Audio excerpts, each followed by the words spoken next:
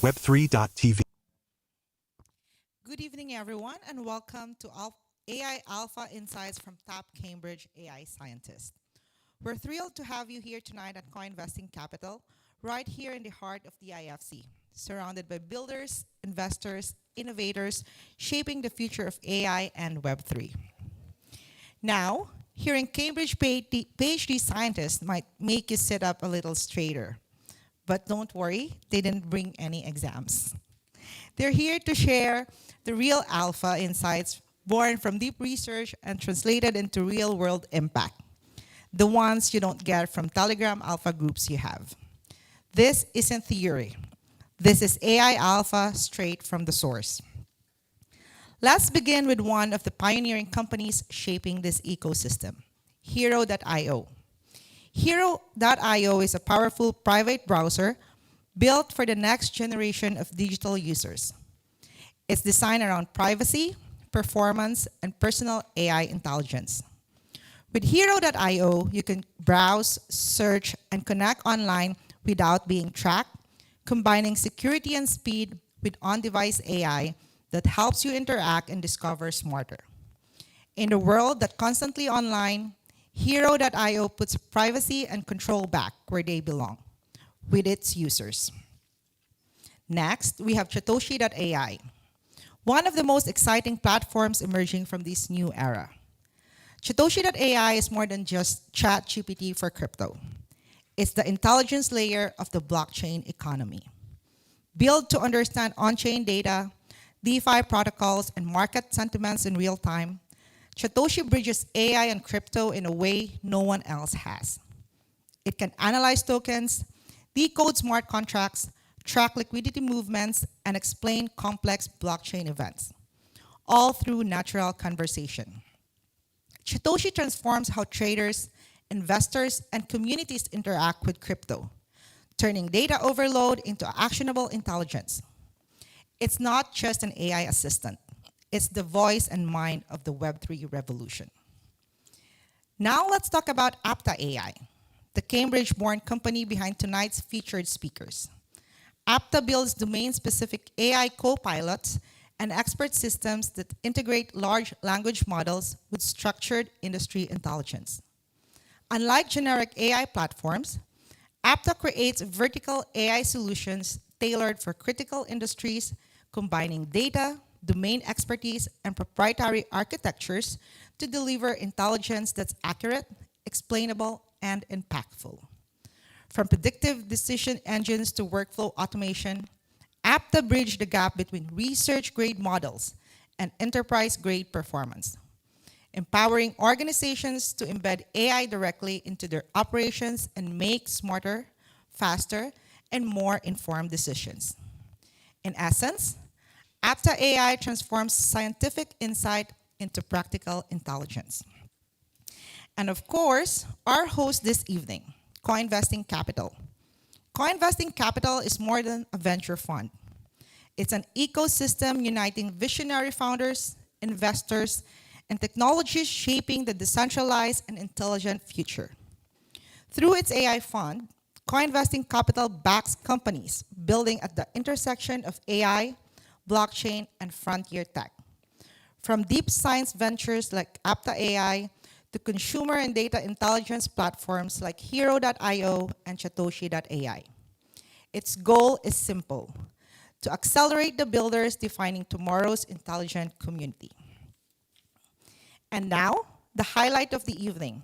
Our featured speakers tonight are two Cambridge PhD scientists who are leading the charge in transforming AI research into real-world impact.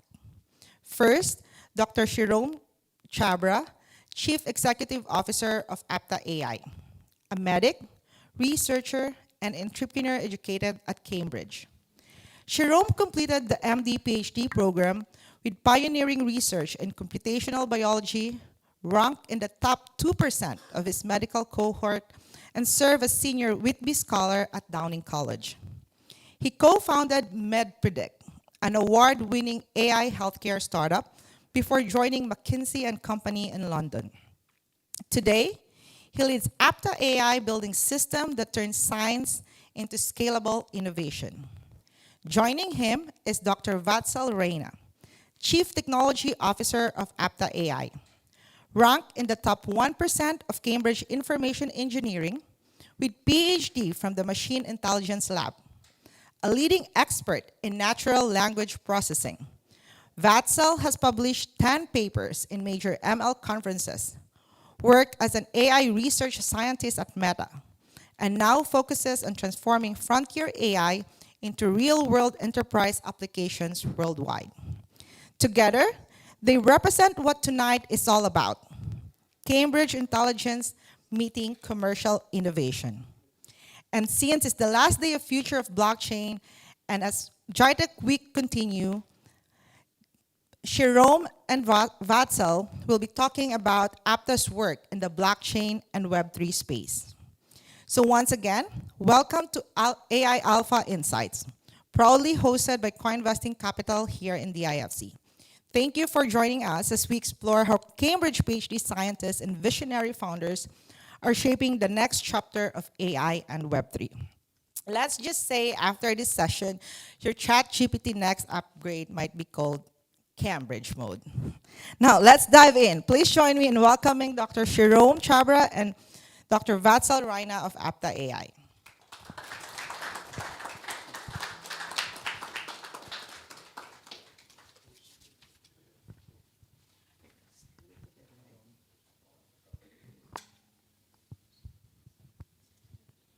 Complete context.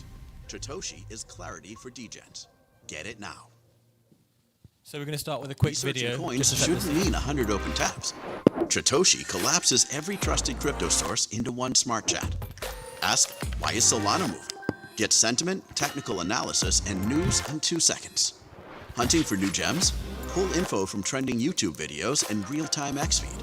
Fresh signals right inside the chat. The answers you see are built by 7 in-house agents, all combined, ranked, and cited. One chat, complete context. Tritoshi is clarity for degens. Get it now.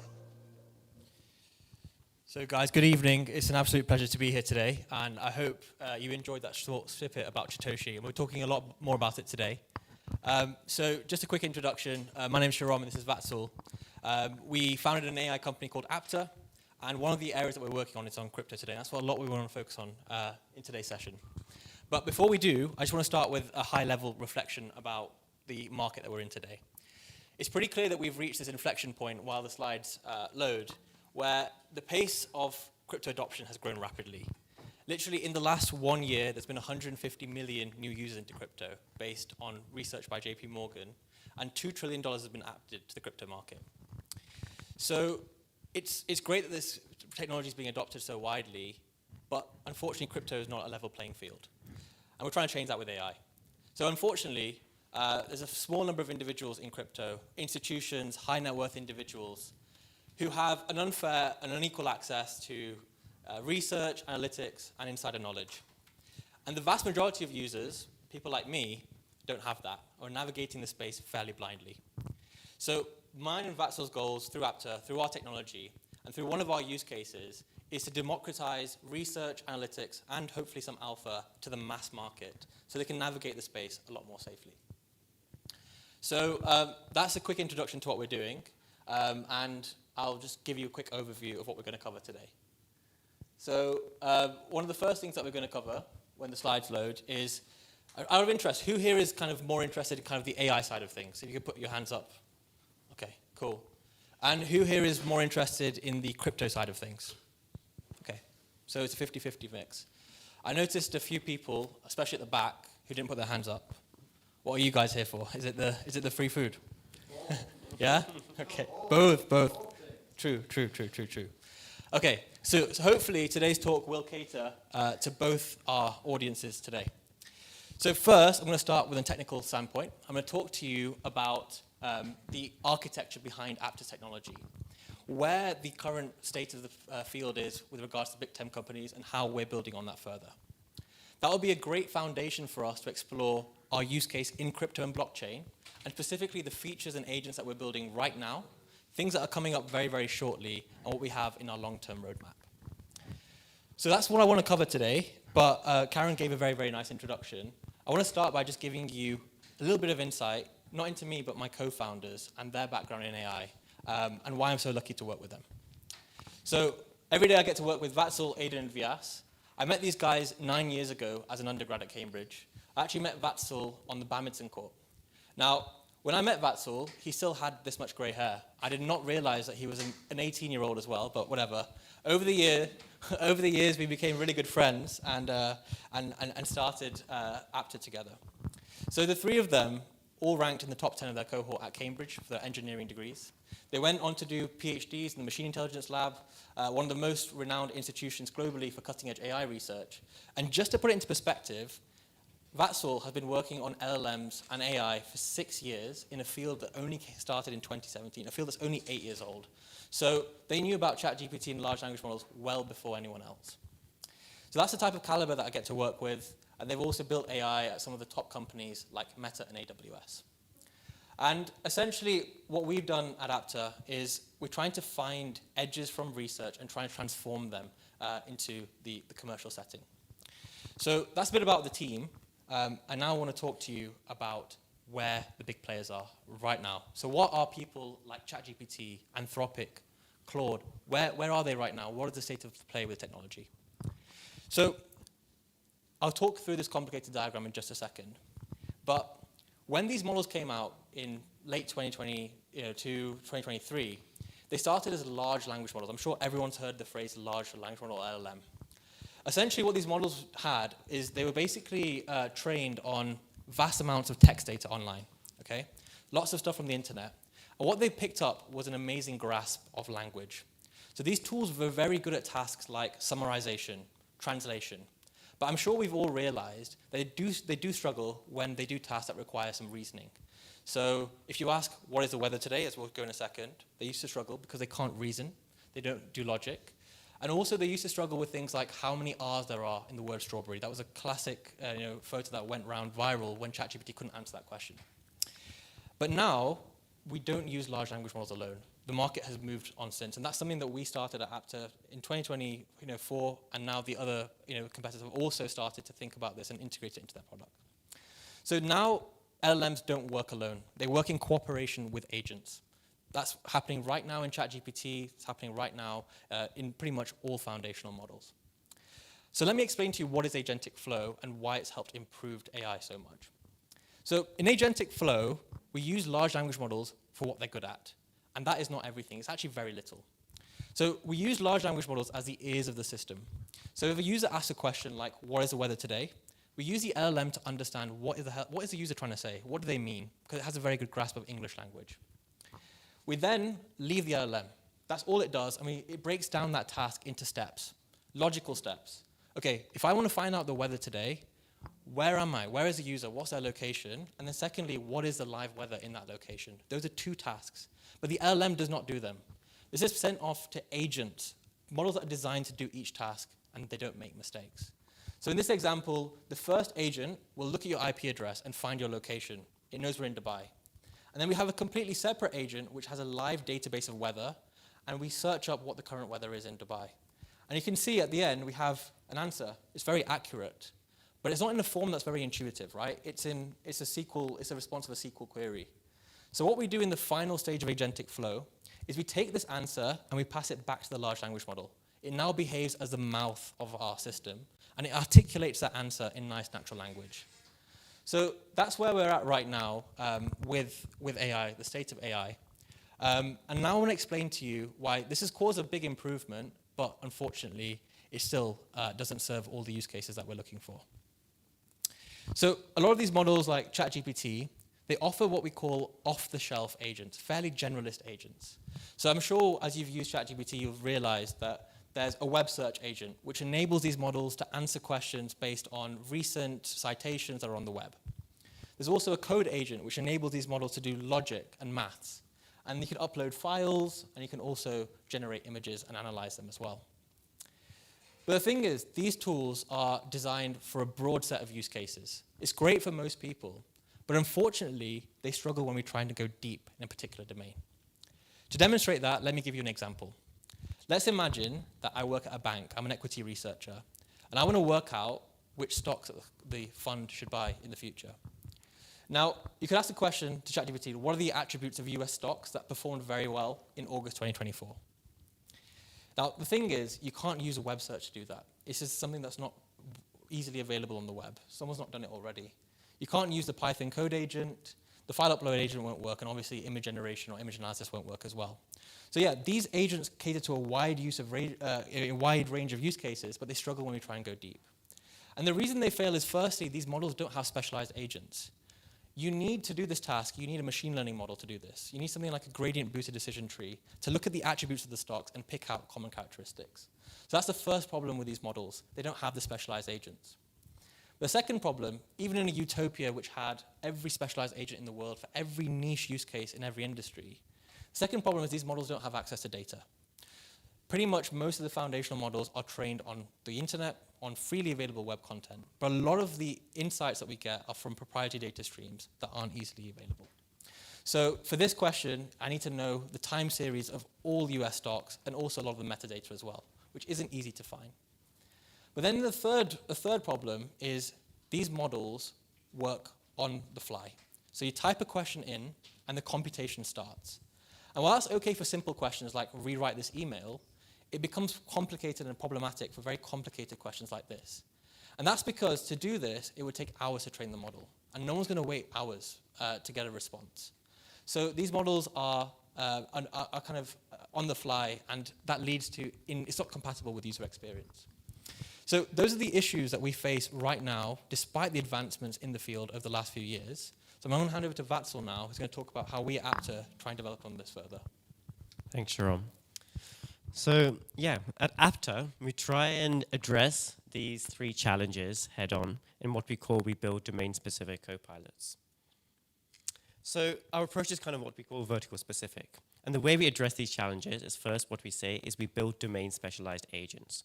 What that means is because when you're operating in a specific domain or vertical, you know what users care about and you can cater to the needs directly. Each agent is designed for a specific purpose in that specific domain. The second is we power these agents with tailored data streams. Now, in this day and age, everyone knows data is the gold mine which differentiates products. So we're able to, in that specific domain, collect and curate the data sets that will actually make these agents very powerful and intelligent in what they do. And third, most excitingly, is we're able to offer complex analytics with very low latency and nearly instant responses. And this is something we've coined as preemptive agentic flow.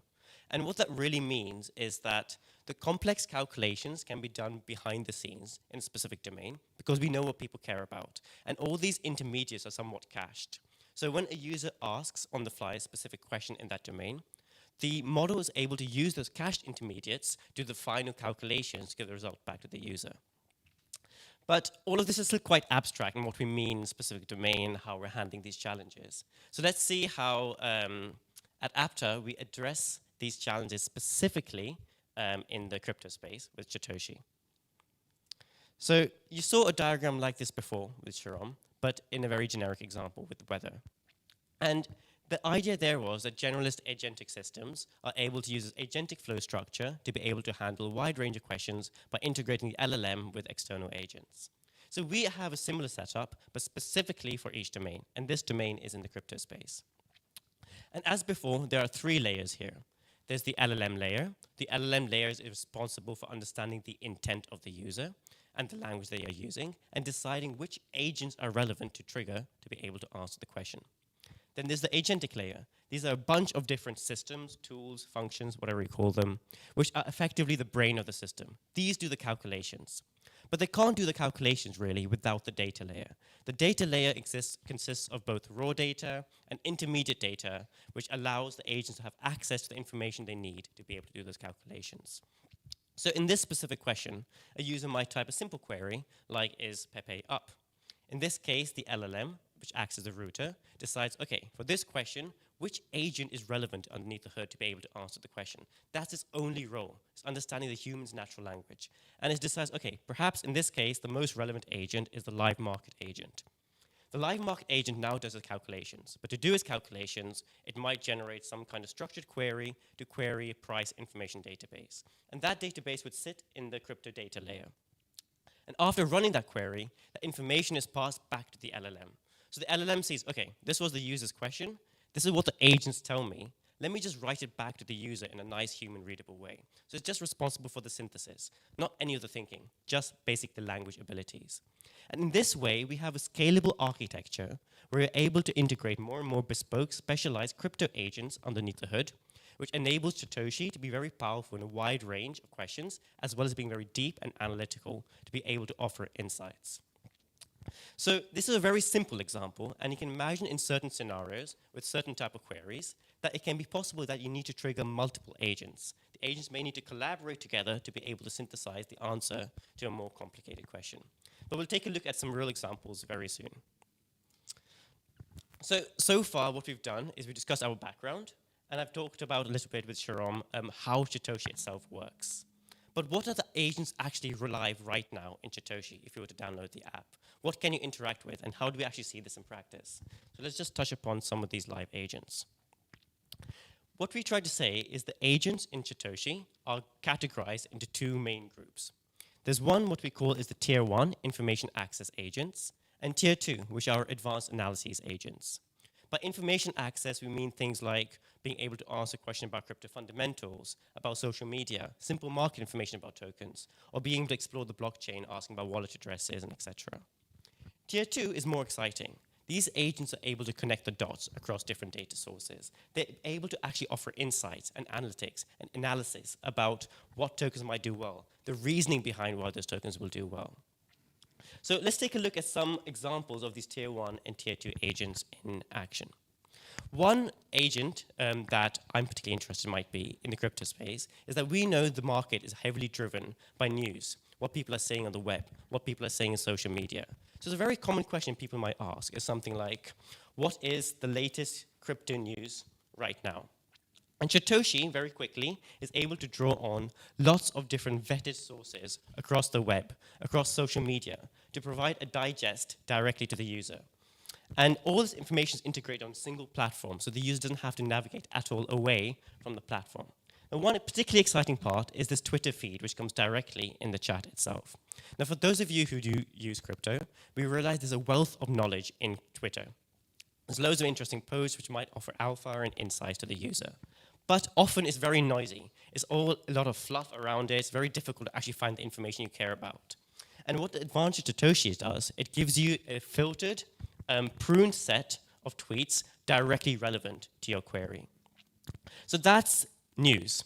Another thing you might be interested in as a user is you might be searching for the next token you want to invest in.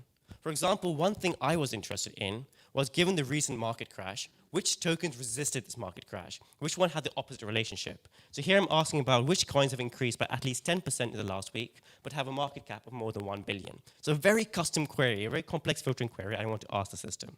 And Satoshi very quickly is able to give a structured response of all the relevant tokens which meet that criteria that I was able to ask in natural language. By clicking on any one of those tokens that Satoshi gave me, I can see a wealth of additional information.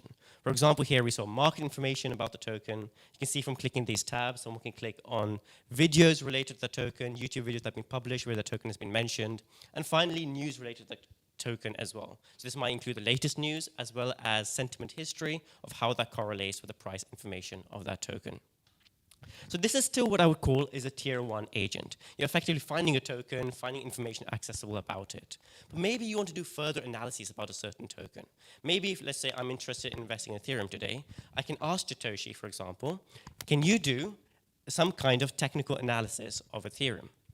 And as a user in this space, one challenge that one might find is that there are a lot of factors that you have to consider when investing in a token. And it can be very confusing deciding, okay, it does well on this factor, it doesn't do so well on this factor, and all this information is distributed everywhere. So what Satoshi does is effectively gives you a dashboard view of all the major factors that influence the price information of a certain token, and tells you how it ranks compared to other top tokens in that space. And the user can dig deeper. For example, in this case, you'll see in a second from this dashboard view I was talking about, which are the sentiment, growth, mindshare, quant analysis. They can go further. They can look further into quant analysis information here. They see the backtesting statistics. They see the RSI graphs. They see the MACD graphs, and various other indicators they may be interested in. So hopefully, so far you've seen how Satoshi can be used for various tier 1 and tier 2 agents related to tokens. But there are many other functionalities of Satoshi. And to give a few examples of what these other functionalities are, I'll hand back to Shirom. Thanks,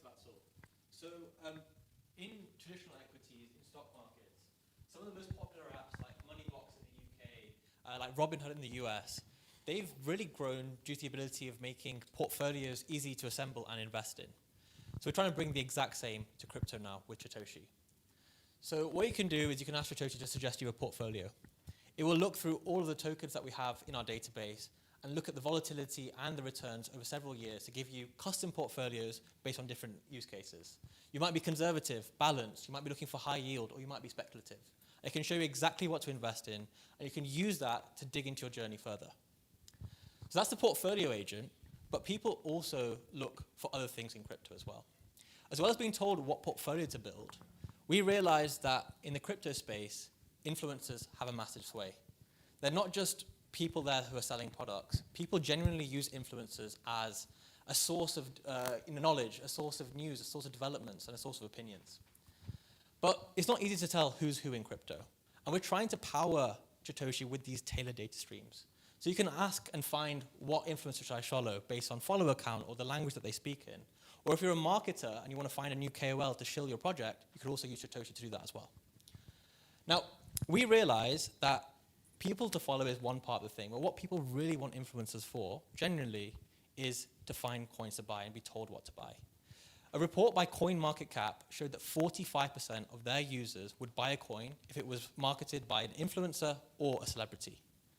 But unfortunately, people do this blindly. We have no idea who's a real good actor and who is a bad player. But now we're trying to make that available with Satoshi. So Satoshi tracks every single tweet that an influencer makes and backtests it. If you delete your tweet, there's no hiding from Satoshi because it tracks every single thing. And what you can do is you can find out what is the win rate of an influencer. How often are they right historically? Not only how often are they right, but what are the average returns when they make a call? And you can even slide across Satoshi, this is the view of the app, and find out exactly when is the best time to hold and when is the best time to sell. And also, if you want to find an influencer to follow, just simply ask it, who are the influencers with the most alpha? And it'll give you the influencers with the best win rate. Apparently, it's a guy called OX Patrick Shield. So that's KOL backtesting, and that's live now in the app. And something else that we're super excited about is providing another source of alpha and insights, and that's searching through the blockchain. So we're all aware that the blockchain is incredibly hard to navigate. I'm sure many of you have used blockchain explorers. It's a pain. But now you can type in any wallet address, a transaction hash, and get the blockchain information straight in the chat. Now, one thing that I like to use this for is to copy whale wallets. So I can type in a particular project, a particular meme coin, find out who the top holders are, just put the wallet address into Satoshi and ask what other tokens they hold. And from that, you can find other tokens that these smart wallets and whales also might be buying into. So that's the Blockchain Explorer, and that kind of concludes some of the agents that we have live already in the app and on the website that you're free to use. And now I want to take a moment to tell you about some upcoming features that we've been working with our early users with, and we're excited to be releasing very soon. Now, the first of those is notifications. I personally hold a lot of SUI, right? And a few weeks ago, SUI hit my price target, but I don't know what I was doing, I missed it. I had a 2-hour window to get out of my trade, and now I'm making a significant loss. I wish that I had something that would alert me exactly when my price target was met and tell me instantly, just buzz me, let me know so I can get in and out of my trade. But that's the simple notifications, right? You can ask Satoshi to set up market triggers for you. Could that be a price change? We're trying to build it a little bit further. So the next time a KOL that you really, really want to follow that has really good alpha tweets, ask for a notification. It will notify you. If CZ tells you to buy a coin, like he did recently, just ask Satoshi. It will set up a notification and let you know straight away. And we're advancing this to further more complex notifications like sentiment shifts or whale wallet movements as well. So you can have very complicated and complex bespoke notifications just for you. So that's a notifications agent. And another agent that we're looking to build out now is the news timeline. This will be released very, very shortly. So we've mentioned how Satoshi can enable you to get Twitter information, news, within minutes, saving you the hassle of going through multiple tabs or going through the Twitter timeline. But what we're trying to do now is we're trying to build a powerful contextual engine that doesn't just tell you what's happening, it tells you why it's happening and what the effect will be on the market. So this is our news timeline feature. It essentially, for all the main projects, tells you historically, why did the coin move? Was it something global? Was it a Trump tweet? What was it?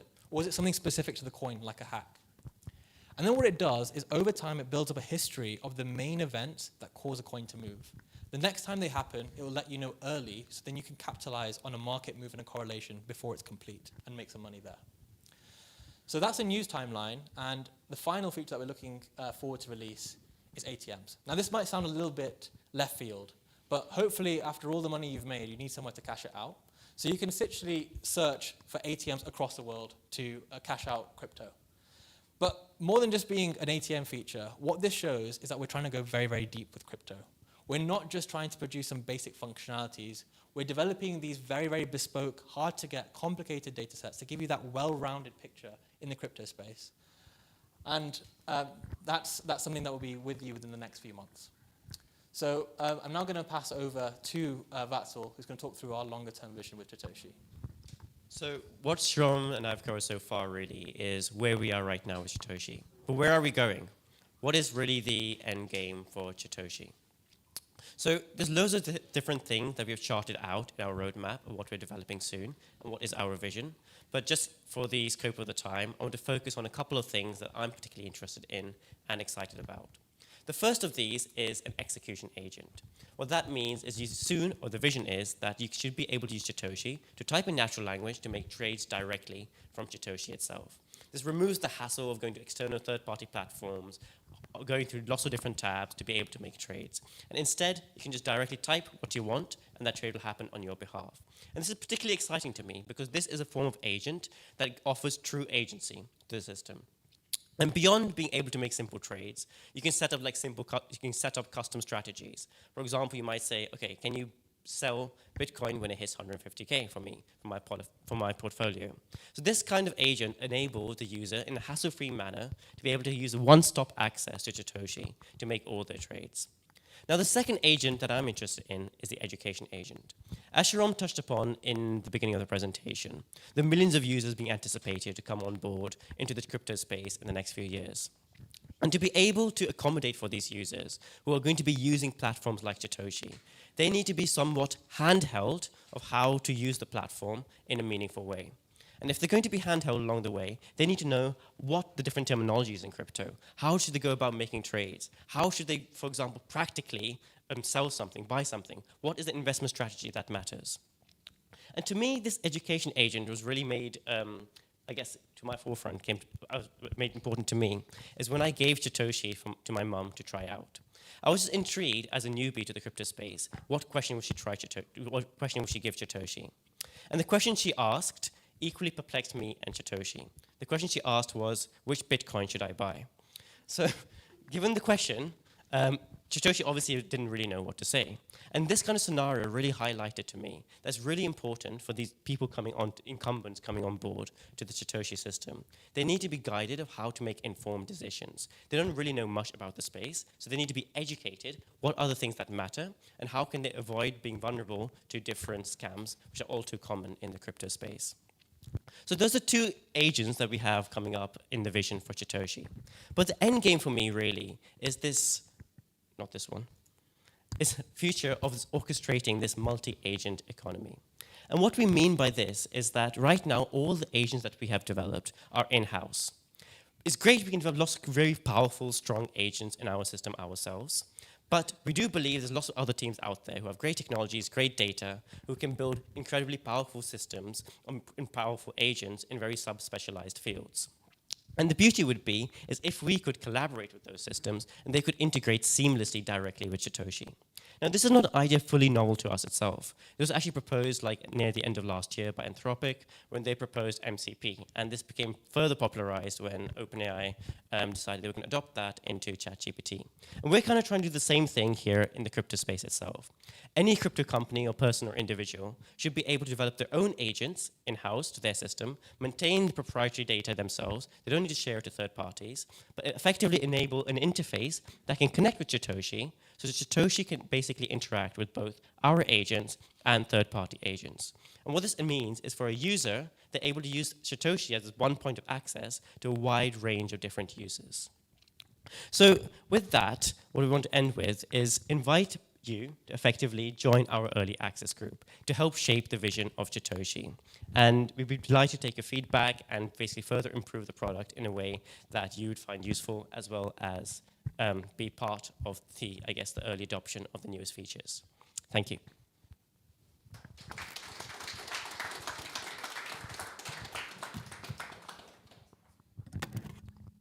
Questions? Yeah. I saw, I download, of course, this application. Thank you very much, guys. And I see three types of this application. So, serious, funny, and Trump. But tell more about that, because you know you're very funny guys. So nice. Please tell more. Please show how it works. Sure. We can demo that aspect later. So that's it's just a personality of the app. The standard mode is a serious mode for people who are looking to use it like in a more serious way to find out information and market information. So yeah, if you basically try it on your phone, it's the exact same information, just articulated in a different way. So in our architecture, we said the LLM is the ears of the system, the mouth of the system. When you use those prompts, it basically changes how the system articulates the answer at the end, how it behaves as the mouth. So do you want to hear it in a funny way? Do you want to hear it as Donald Trump, or do you want to hear it as a serious user? And that's basically a feature that we were just asked to put in by some of our early users, because the early users use this a lot for meme coin trading. They're often from the degen background, and they just like weird features like this. So we give what people want. But building on that, actually, what we're also doing is create a voice mode at Chatoshi, which we're going to roll out soon. And that voice mode will have different personalities itself. For example, have a New Yorker accent. It could have, let's say, the Japanese kamikaze kind of style, which Chatoshi represents as personality. So this allows Chatoshi itself to be used in different modes in different places, depending on which setting it's going to be used in, whether it's going to be used in a degen environment, whether it's going to be used in a more serious setting itself. But that's going to come soon as well. I also think longer term, these AI tools aren't going to be just thought of as technology. They're going to be part of your daily life, right? And part of that is building, it sounds strange, but building a connection with the agents that you work with, right? And that involves interfacing beyond just simple text outputs. It's changing how that text is presented, or as Vatsal mentioned, the voice that it's presented in. I don't think Chatoshi will be used as a chatbot in the future. I think very soon you'll just be speaking to it, and it'll be giving you answers. Like an advisor just sat right next to you. So I think we're also kind of playing in that kind of personalization element as well, and where the technology is going to go. First of all, I want to congratulate you guys because it's a really good thing. And also, I want to ask a couple of questions. Keep in mind, I have my best intentions. I just want to understand a few things, especially you gather a lot of information, a lot of data. So first of all, how do you get the data? How much it costs you to get the data? And how do you process the data? Because I guess you have several machine learning models integrated, and you call via the LLMs. And the thing is it biased? So because you build scoring models, rating models to be able to quantify information, I suppose, and at least initial decisions are made discretionary decisions, right? So how do you do that, basically, and how much does it cost? Yeah. Maybe I can answer one element of the question first. I think there were several questions there. Thanks.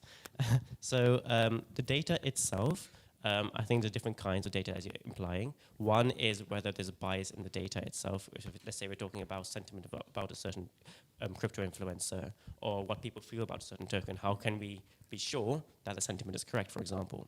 So anything that we are coming up with ourselves, any custom metrics we define, we try and do as much analysis and back testing as we can. So what that means is we have, let's say, a metric for a given technical indicator for a certain token.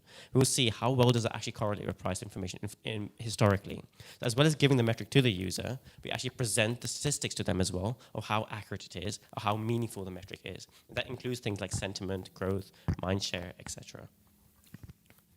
But for example, you said like a health core that I saw before, some sort of, and specifically the influencer data, certain things are easy to quantify because you just yes or no. Certain things that you have to have some bias, some opinion based on the market, and then you give it to the user, right? Do you have some sort of data that you're using that, or you're just trying to be as unbiased as possible? So let's say, for example, the health score. So we haven't got an official aggregate health score yet. Right now, we're going to give you a breakdown for very meaningful metrics. For example, one thing we might give to you is mind share. And we define mindshare to be, out of all the tweets we collect, for example, how often is that specific token mentioned? So what's the mindshare of Ethereum right now relative to Bitcoin? Another thing we might track is growth. Based on the mindshare, how quickly is that mindshare changing over time? So these metrics are very meaningful and have a direct meaning what they are. There's not any ambiguity on what that is actually defined as. The ambiguity comes in of how we aggregate these metrics together. And that aggregation process is something we're working on, which actually means or correlates the best, let's say, with market cap information or price information historically. But it's the breakdown itself, they're all very meaningful metrics with very clear definitions. It's just the aggregate of how you're weighing them. That's what the juice is. And how much does it cost you? There's lots of different costs for lots of different things. One is raw data access for itself, the blockchain. I'm not sure if I'm actually meant to say how much things cost. But yeah. I guess the price would be close to ChatGPT or like 20 to $50 per month, something like that. Oh, you mean the cost to a user? No, I mean comparing the cost to build this with the cost, No, with okay. the revenue you So make. I think there's a massive difference between generalist LLM systems and what we are doing. The generalist LLM systems, like say for Claude or ChatGPT or Llama, Mistral, whatever, they're all building foundational models. And when they're building these foundational models, they're getting billions of tokens they need to train on. Our focus is not on the language abilities of these models.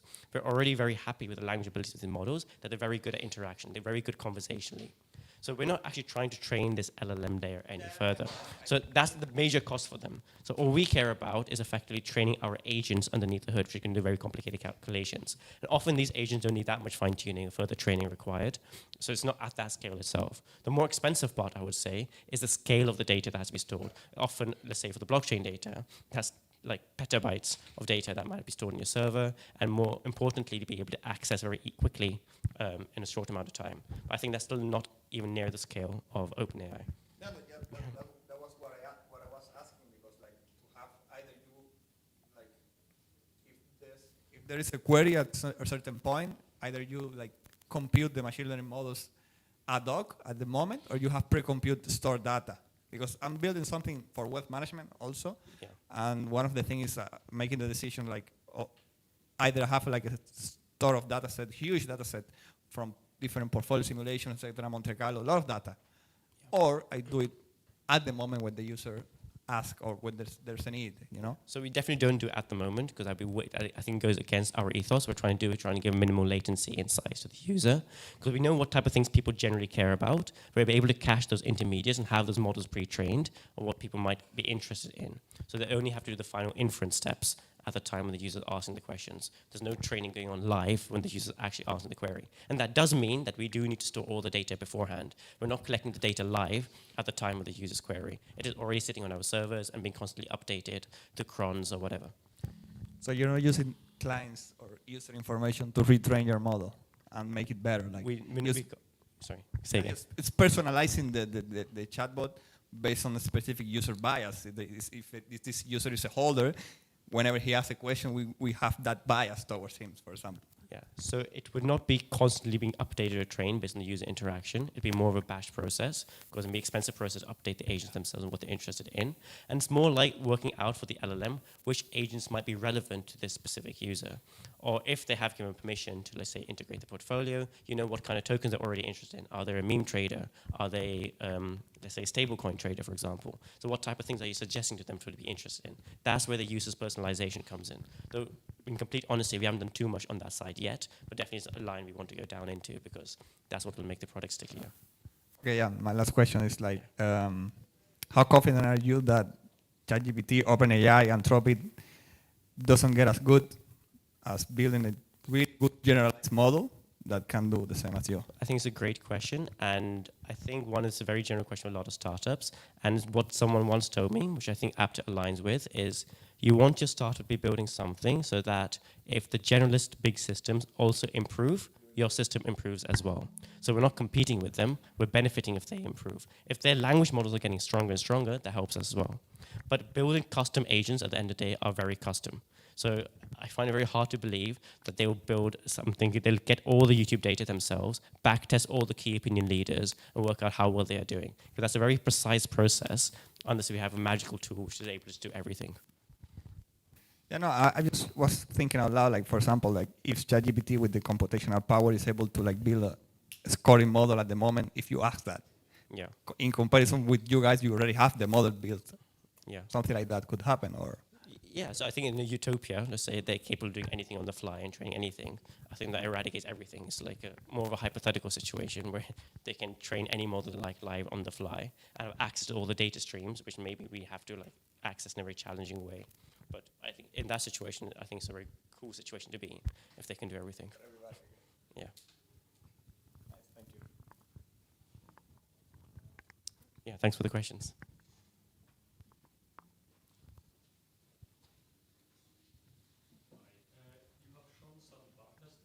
Twitter or like feeds, and like who is like the best influencer to follow. Yeah. Are you not worried about survivorship bias? Because you're searching for all the influencers and showing just the best one. So what we're not just search. So when we can you maybe expand a bit what you mean by survival bias? We're not choosing our influencers based on who's there right now, but based on the ones who have. We're just giving the facts of who's given the calls they have made, how correct they have been. It could be that the ones who are winning right now are the ones who have won the most, but that is just the fact itself. It doesn't guarantee that they're going to continue to be correct in the future. So do you think that metric is still useful to the user? I think it's still very valuable that, let's say I follow a specific influencer and I see 80% of the time they're wrong about the calls. I might be a bit more cautious in the future calls. It's just as much prior information as I can get compared to having no information is more valuable, in my opinion. Okay, Once again, it doesn't guarantee they'll make the correct call in the future. It just means this is statistically how likely they are likely to make a correct call based on what they said so far. It's analogous to saying, like, okay, a fund has returned X amount for the last 10 years. Are they going to return the same next year? No one can say for sure, right? But the past is often a very good predictor of the future. Obviously, things can change, but we want to give more. We want to give just more data behind everything. Stop following people blindly. Have a bit more insight with what you're doing. Yeah, good question. Any more questions, anyone? We're happy to take questions afterwards as well. I'm sure everyone wants to get to their tacos and whatever else there is out there. Thank you, guys. Cheers. Thanks, everyone.